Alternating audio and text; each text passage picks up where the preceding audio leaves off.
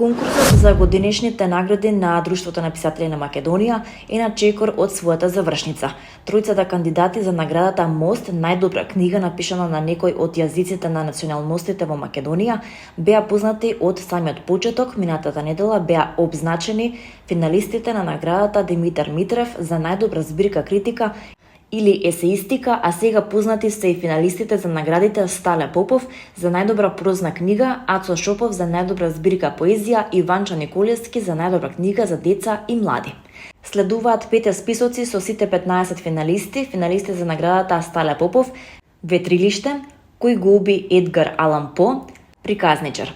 Финалисти за наградата Ацо Шопов, Јазикот што само ние го разбираме, Одглас, Посвети и пофалби.